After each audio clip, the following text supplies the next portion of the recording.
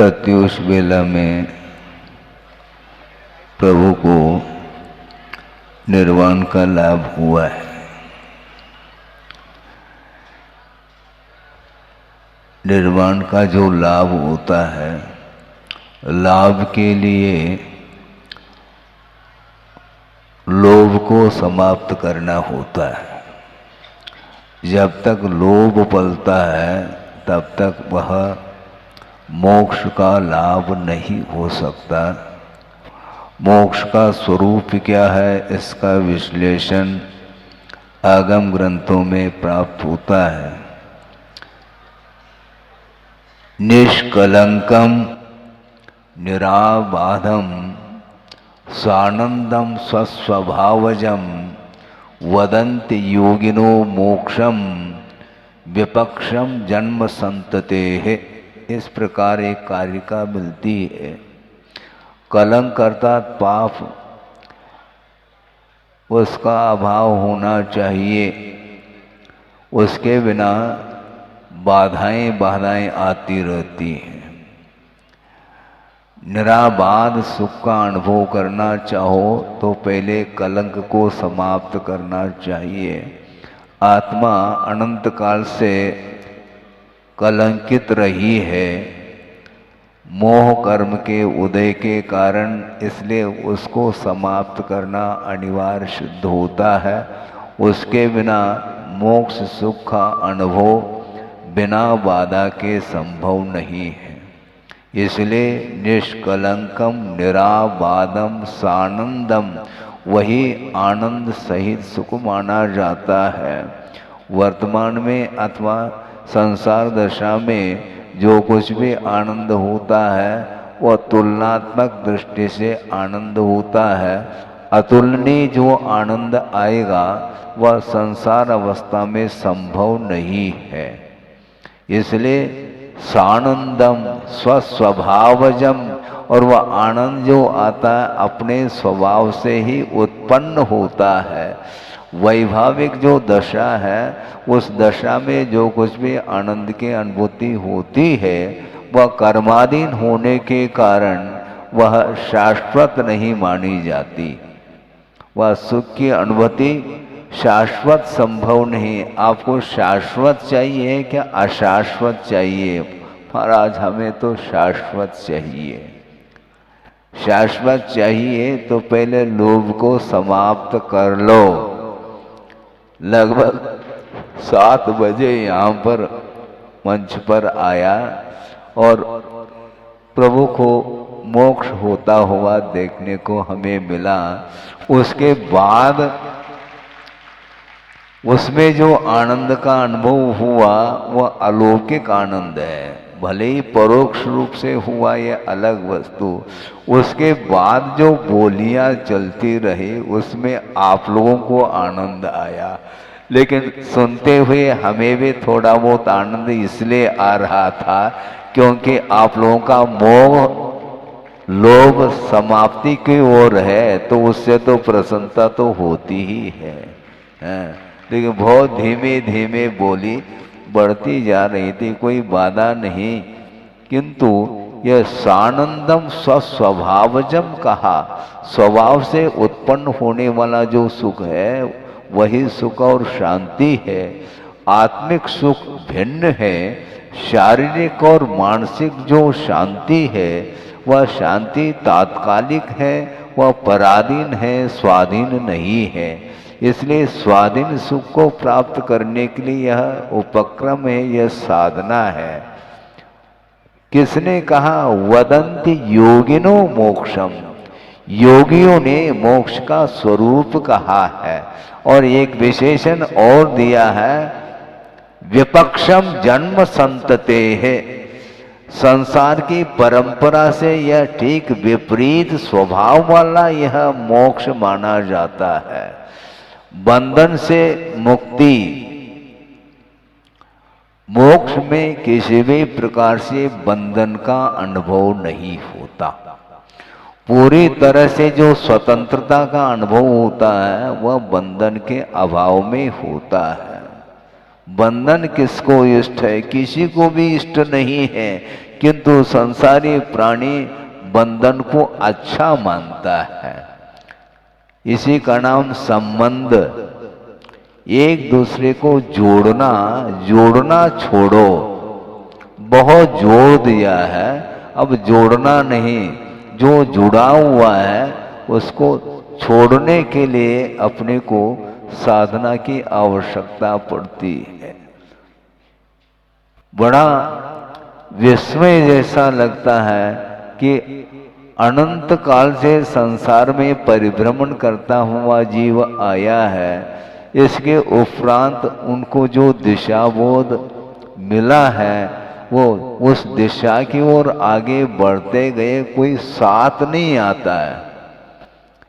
एक सज्जन ने जिज्ञासा रखी थी गुरुदेव के सामने, बड़वानी की बात है, 52 गजा, और उन्होंने ये कहा कि महाराज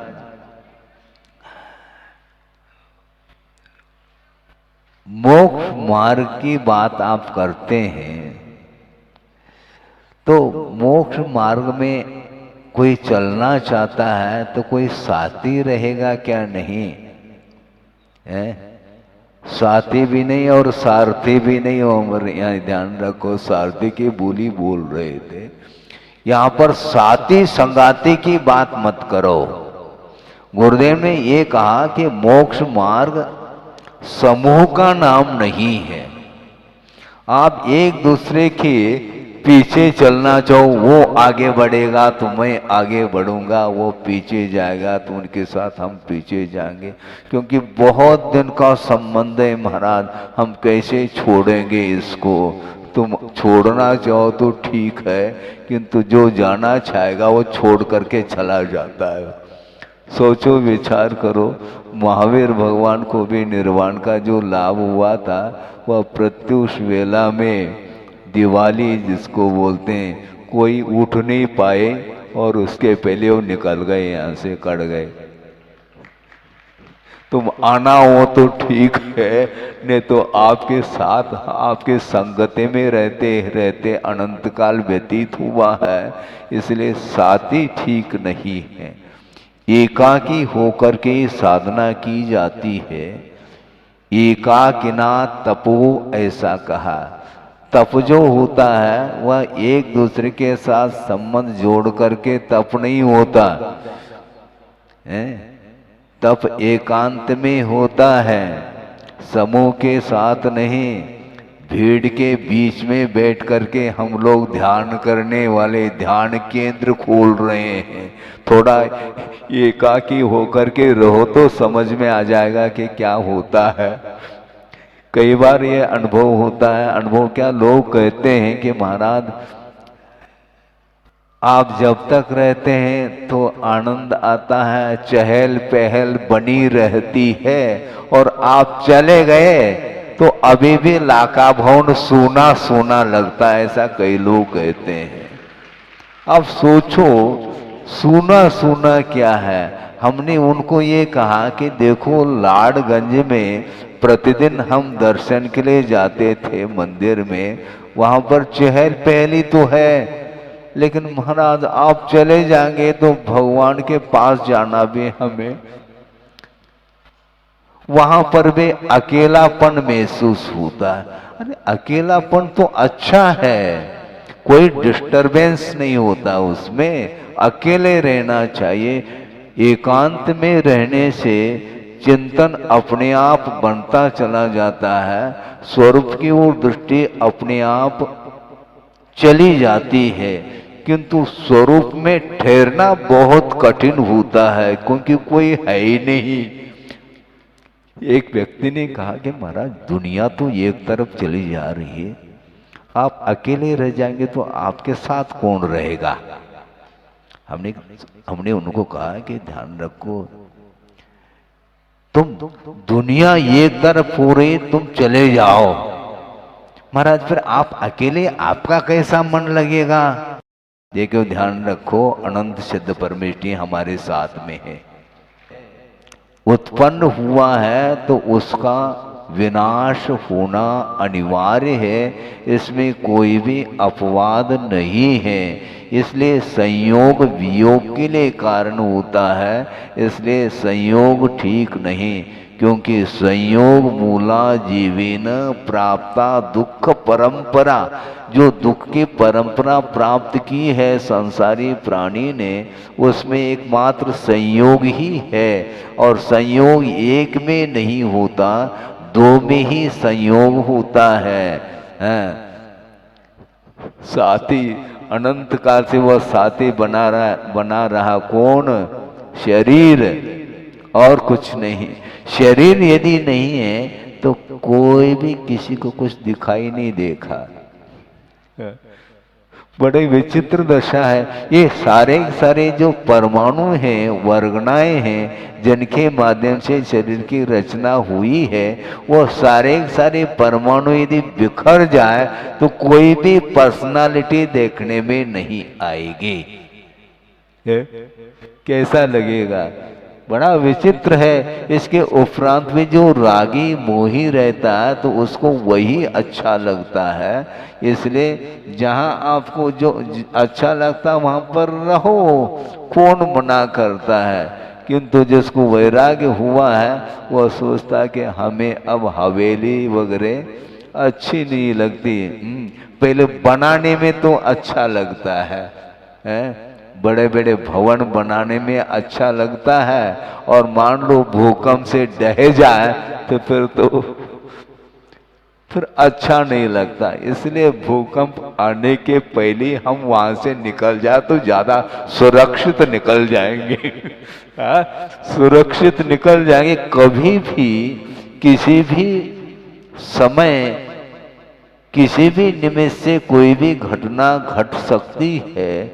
मान लो शयन कर रहे हैं, उसी समय भूकंप जोरों से आ गया मान लो, तो छत बैठ गया, फिर आप बैठ ही नहीं पाएंगे, सोते सोते चले जाएंगे। क्योंकि छत बैठ गया इसलिए आप बैठ नहीं पाएंगे।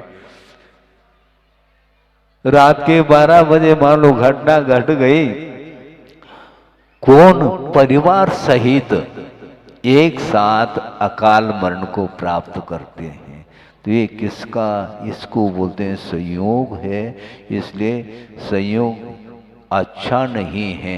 समय रहते जिस प्रकार प्रभु साधना करके निकल गए, अपने को भी जल्दी जल्दी निकलना है। कहाँ से? जबलपुर से।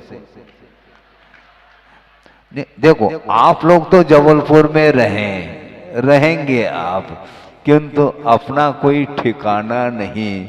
चातुर्मास जब तक रहा तब तक रहे, आगम की आज्ञा है, उस आज्ञा के अनुरूप वहाँ पर समय व्यतीत किया। उसके बाद बरी का भी पंचकल्याणक हुआ और जबलपुर का भी यह पंचकल्याणक सानंद संपन्न हो गया है। क्योंकि पंच कल्याणक हो गया, अब फेरी मात्र रही है और मध्याह्न में फेरी होगी और हम भी फ्री हो जाएंगे। और क्या, बंधन तो है ही नहीं। तो इस प्रकार बंधन किसको इष्ट है? किसी को भी इष्ट नहीं होना चाहिए। क्योंकि वह कल भी हमने कहा था कि मोह हमेशा रुलाता है और कभी हंसाता है, किंतु भगवान न रोते हैं न हंसते हैं, न वह प्रसन्न है न अप्रसन्न है। ये दोनों प्रसन्न और अप्रसन्न ये मोहनी कर्म के उदय के कारण इस प्रकार की परिणति बनती है। इसलिए इससे ऊपर उठ करके तटस्थ भाव के साथ स्वभाव का जो अनुभव करता है उसमें शाश्वत सुख का अनुभव होता है। उसी प्रकार प्रत्येक व्यक्ति के जीवन में वह घटना व निर्वाण का लाभ हो, इस पवित्र भाव के साथ इस वक्तव्य को पूर्ण किया जाता है। अहिंसा परमो धर्म की जय।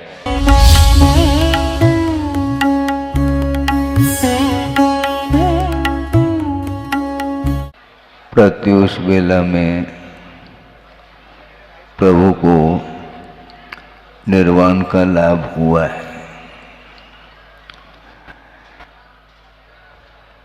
निर्वाण का जो लाभ होता है, लाभ के लिए लोभ को समाप्त करना होता है। जब तक लोभ पलता है तब तक वह मोक्ष का लाभ नहीं हो सकता। मोक्ष का स्वरूप क्या है, इसका विश्लेषण आगम ग्रंथों में प्राप्त होता है। निष्कलंकम निराबाधम सानंदम स्वस्वभावजम वदन्ति योगिनो मोक्षम विपक्षम जन्म संततेः। इस प्रकार एक कारिका मिलती है।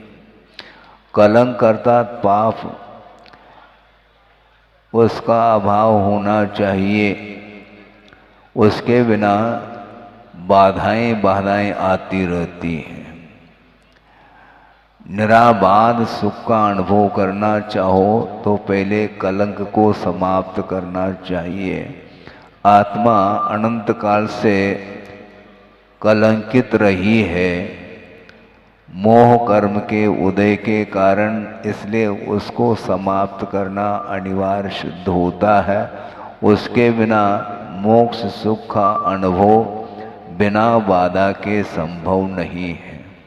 इसलिए निष्कलंकम निराबाधम सानंदम वही आनंद सहित सुख माना जाता है। वर्तमान में अथवा संसार दशा में जो कुछ भी आनंद होता है वह तुलनात्मक दृष्टि से आनंद होता है। अतुलनीय जो आनंद आएगा वह संसार अवस्था में संभव नहीं है। इसलिए सानंदम स्वस्वभावजम, और वह आनंद जो आता है अपने स्वभाव से ही उत्पन्न होता है। वैभाविक जो दशा है उस दशा में जो कुछ भी आनंद की अनुभूति होती है वह कर्माधीन होने के कारण वह शाश्वत नहीं मानी जाती। वह सुख की अनुभूति शाश्वत संभव नहीं। आपको शाश्वत चाहिए क्या अशाश्वत चाहिए? महाराज हमें तो शाश्वत चाहिए। शाश्वत चाहिए तो पहले लोभ को समाप्त कर लो। लगभग 7 बजे यहाँ पर मंच पर आया और प्रभु को मोक्ष होता हुआ देखने को हमें मिला। उसके बाद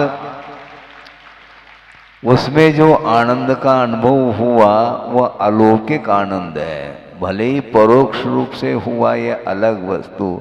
उसके बाद जो बोलियां चलती रही उसमें आप लोगों को आनंद आया, लेकिन सुनते हुए हमें भी थोड़ा बहुत आनंद इसलिए आ रहा था क्योंकि आप लोगों का मोह लोभ समाप्ति की ओर है, तो उससे तो प्रसन्नता तो होती ही है।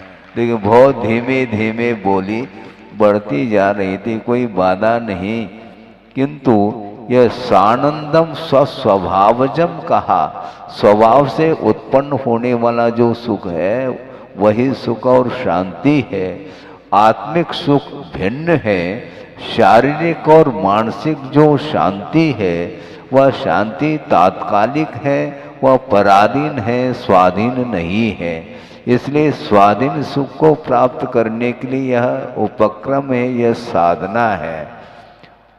किसने कहा? वदन्ति योगिनो मोक्षम। योगियों ने मोक्ष का स्वरूप कहा है और एक विशेषण और दिया है, विपक्षम जन्म संततेः। संसार की परंपरा से यह ठीक विपरीत स्वभाव वाला यह मोक्ष माना जाता है। बंधन से मुक्ति, मोक्ष में किसी भी प्रकार से बंधन का अनुभव नहीं होता। पूरी तरह से जो स्वतंत्रता का अनुभव होता है वह बंधन के अभाव में होता है। बंधन किसको इष्ट है? किसी को भी इष्ट नहीं है, किंतु संसारी प्राणी बंधन को अच्छा मानता है। इसी का नाम संबंध। एक दूसरे को जोड़ना छोड़ो, बहुत जोड़ दिया है, अब जोड़ना नहीं, जो जुड़ा हुआ है उसको छोड़ने के लिए अपने को साधना की आवश्यकता पड़ती है। बड़ा विस्मय जैसा लगता है कि अनंत काल से संसार में परिभ्रमण करता हुआ जीव आया है, इसके उपरांत उनको जो दिशा बोध मिला है वो उस दिशा की ओर आगे बढ़ते गए, कोई साथ नहीं आता है। एक सज्जन ने जिज्ञासा रखी थी गुरुदेव के सामने, बड़वानी की बात है, 52 गजा, और उन्होंने ये कहा कि महाराज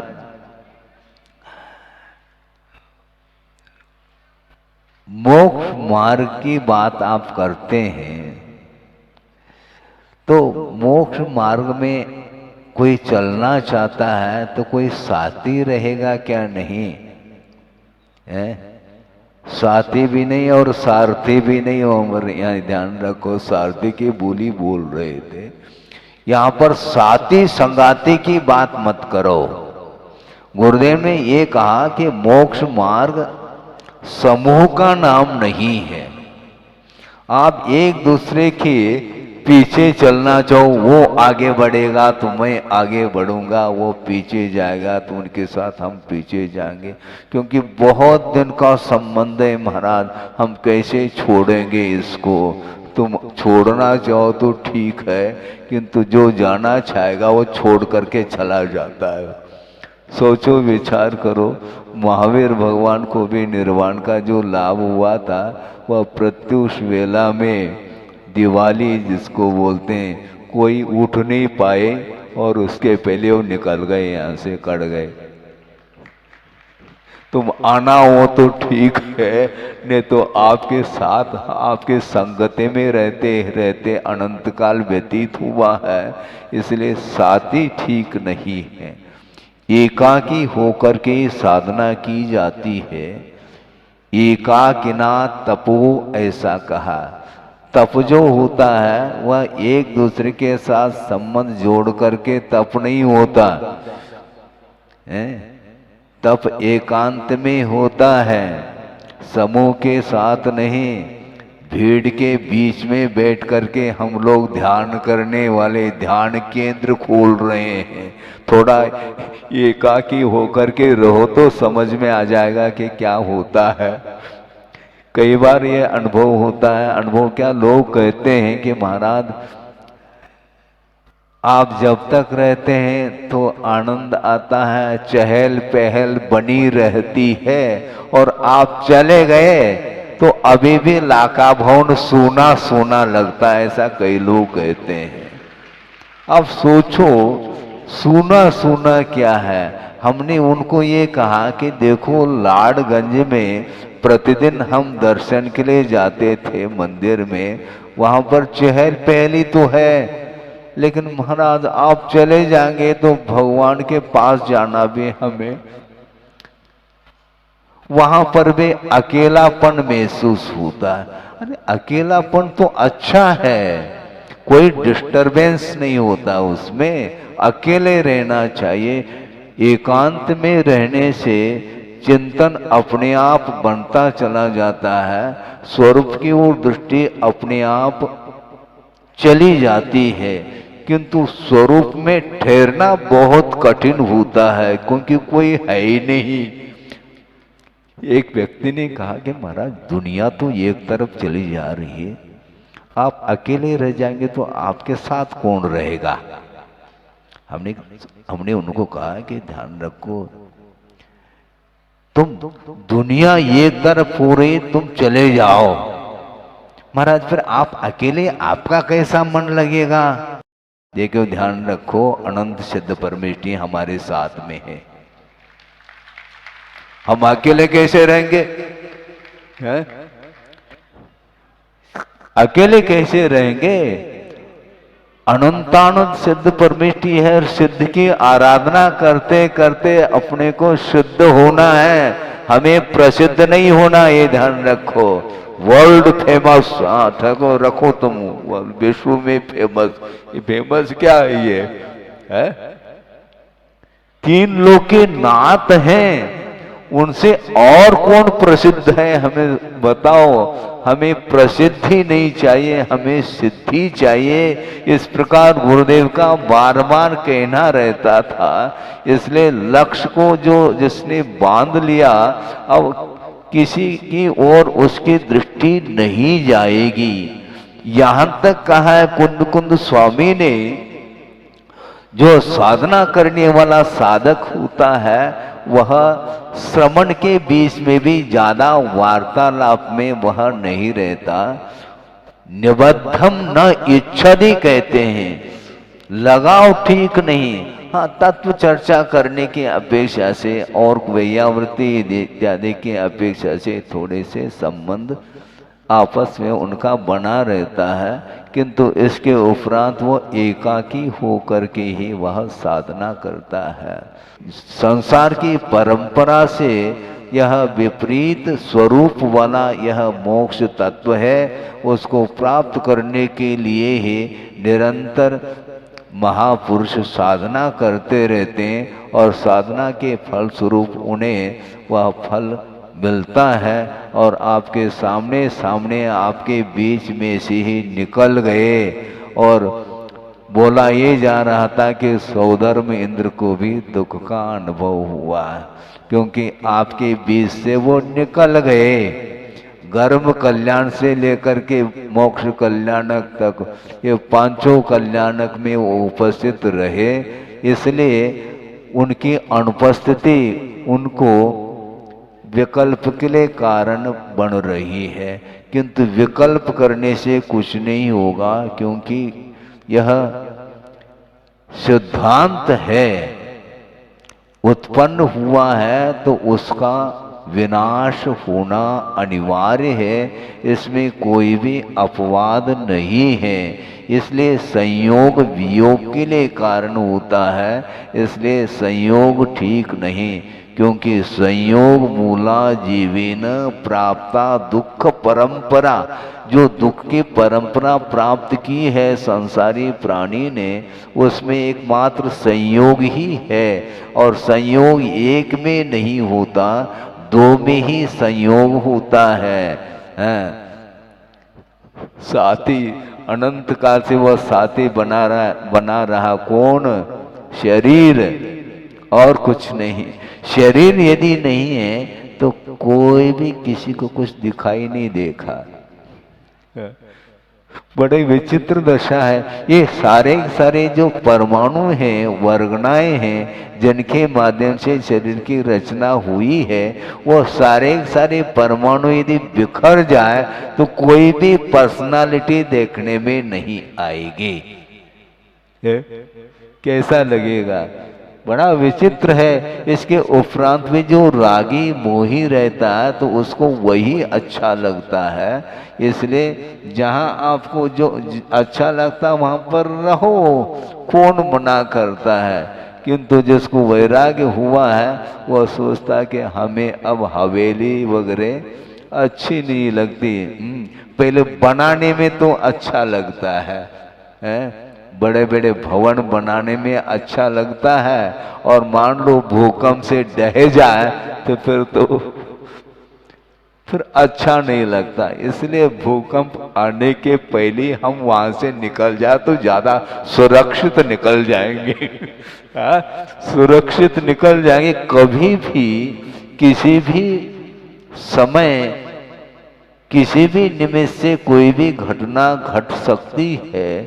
मान लो शयन कर रहे हैं, उसी समय भूकंप जोरों से आ गया मान लो, तो छत बैठ गया, फिर आप बैठ ही नहीं पाएंगे, सोते सोते चले जाएंगे, क्योंकि छत बैठ गया इसलिए आप बैठ नहीं पाएंगे। रात के 12 बजे मान लो घटना घट गई, कौन परिवार सहित एक साथ अकाल मरण को प्राप्त करते हैं। तो ये किसका, इसको बोलते हैं संयोग है। इसलिए संयोग अच्छा नहीं है। समय रहते जिस प्रकार प्रभु साधना करके निकल गए, अपने को भी जल्दी जल्दी निकलना है। कहाँ से? जबलपुर से। देखो, आप लोग तो जबलपुर में रहेंगे आप, किंतु अपना कोई ठिकाना नहीं। चातुर्मास जब तक रहा तब तक रहे, आगम की आज्ञा है, उस आज्ञा के अनुरूप वहाँ पर समय व्यतीत किया। उसके बाद बरी का भी पंचकल्याणक हुआ और जबलपुर का भी यह पंचकल्याणक सानंद संपन्न हो गया है। क्योंकि पंच कल्याणक हो गया, अब फेरी मात्र रही है और मध्याह्न में फेरी होगी और हम भी फ्री हो जाएंगे। और क्या, बंधन तो है ही नहीं। तो इस प्रकार बंधन किसको इष्ट है? किसी को भी इष्ट नहीं होना चाहिए, क्योंकि वह कल भी हमने कहा था कि मोह हमेशा रुलाता है और कभी हंसाता है, किंतु भगवान न रोते हैं न हंसते हैं, न वह प्रसन्न है न अप्रसन्न है। ये दोनों प्रसन्न और अप्रसन्न ये मोहनी कर्म के उदय के कारण इस प्रकार की परिणति बनती है। इसलिए इससे ऊपर उठ करके तटस्थ भाव के साथ स्वभाव का जो अनुभव करता है, उसमें शाश्वत सुख का अनुभव होता है। उसी प्रकार प्रत्येक व्यक्ति के जीवन में वह घटना व निर्वाण का लाभ हो, इस पवित्र भाव के साथ इस वक्तव्य को पूर्ण किया जाता है। अहिंसा परमो धर्म की जय।